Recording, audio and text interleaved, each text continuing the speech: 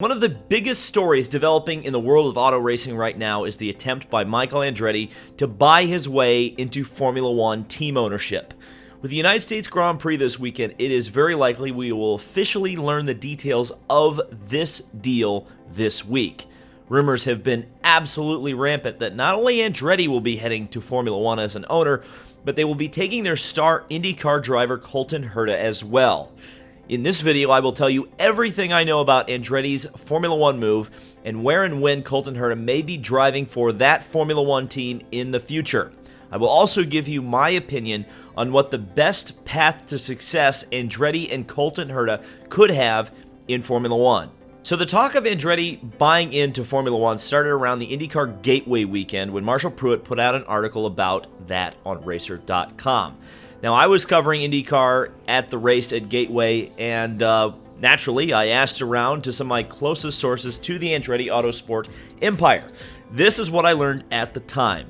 Number one, Andretti absolutely has the money to purchase a Formula One team outright.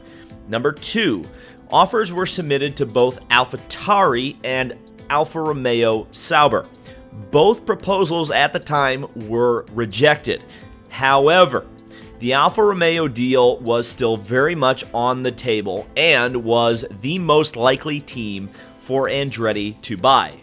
Now, months have passed, and we have now learned that that is indeed quite true. And it has moved very far down the line that Michael Andretti could purchase Sauber.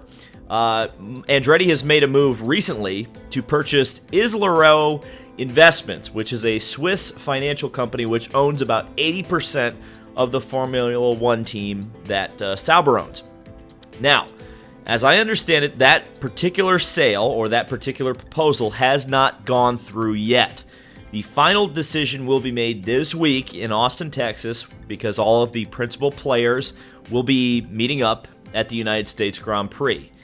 I continue to be told through insiders in the sport that if the sale goes through for 2022 with no contractual complications, Andretti will bring Colton Herta in to partner with Valtteri Bottas at the new Andretti Formula One team.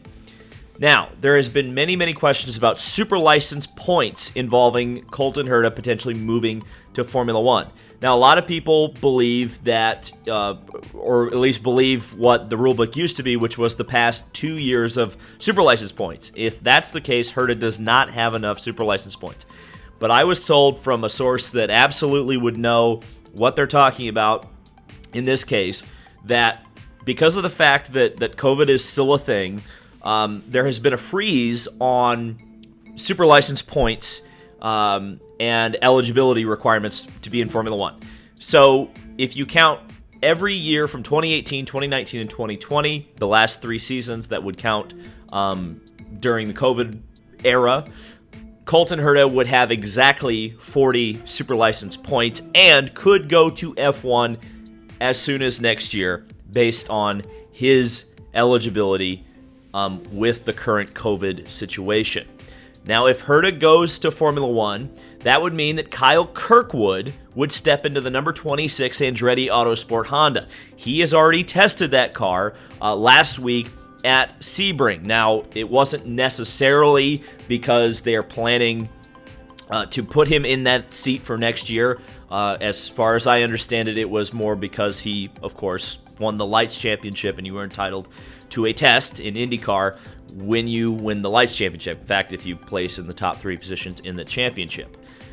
Now, if the sale does not go through, which it's not a slam dunk by any stretch of the imaginations, as I understand it right now, Herta would stay in IndyCar in 2022. And Kyle Kirkwood, who is, if Herta leaves, set to replace Herta, would still be within the Andretti structure in IndyCar, I guess you could say.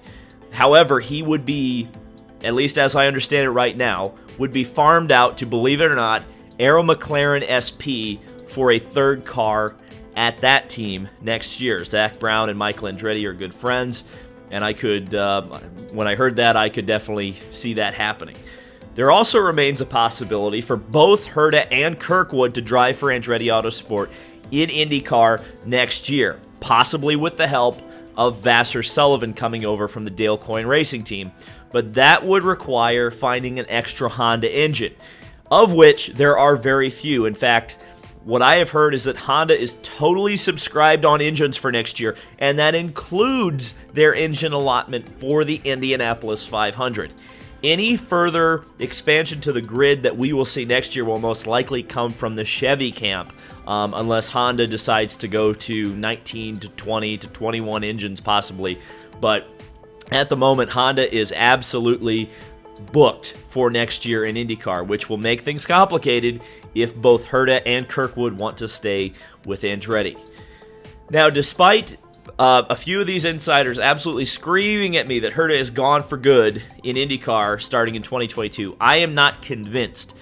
And I'm betting we see him in IndyCar next year in some form or the other. However, I do absolutely believe that Colton Herta is destined to be a Formula One driver, probably sooner rather than later. I personally believe that 2023 is the year that we will see Colton Herta. Now, I want to give you some opinions on why I think we'll see Herta in Formula One in 23 rather than 22. Now, I personally believe that Herta would benefit from one more year in IndyCar, and specifically because he is absolutely capable of winning the championship and the Indianapolis 500 next year. And I think if you look at last year, or this year, I guess you could say if we're talking about 2021, Colton Herta perhaps had the absolute strongest final part of the season. He was a couple of mistakes from being in championship contention, won the last 2 races of the season, really should have probably won 4 of the last 5 races without a couple of mistakes. And I think he can carry that form into 2022. In a lot of ways, it's kind of similar to the situation as team owner, and perhaps soon to be Formula One team owner, Michael Andretti experienced in 1993 when he moved from the Newman-Haas team, championship contender in IndyCar, to McLaren in Formula One. But there are a few exceptions. The only real similarity is the fact that this is a very competitive environment in IndyCar, and one that Colton Herta could absolutely excel competitively with. The difference is that Michael, buying the team, Sauber F1, has bought essentially all of the time in the world to give to Colton Herta to be a star in Formula One. The new cars that are coming for next year are a reset that we haven't seen in Formula One since 2017, and I think a lot of people would argue the biggest reset we've seen since 2014 when the turbo hybrids came in. The new Sauber could be a very good car, it could be a very bad car. It's been in development for some time. Andretti hasn't had any kind of say over what that design process has looked like.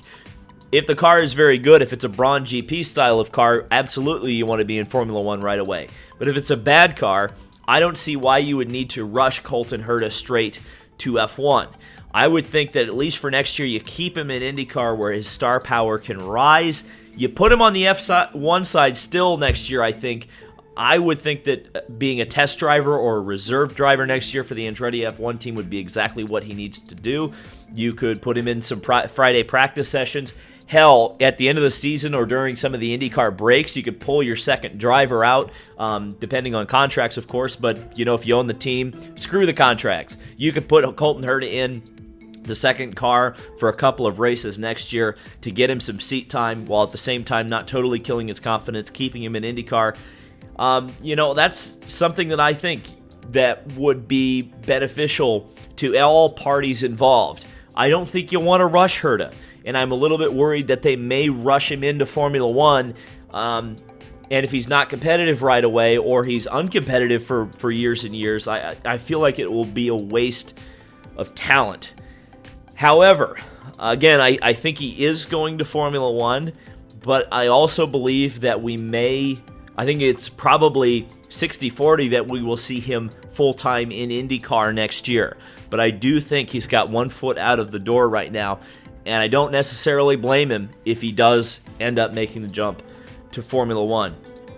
Man, what a story this is developing into. I will put it this way. I have a very strong suspicion that we will have many more details on this later on in the week. So thank you guys so much for watching. Let me know what your thoughts on Herta potentially going to F1 are in the comment section below, and I will see you in the next video.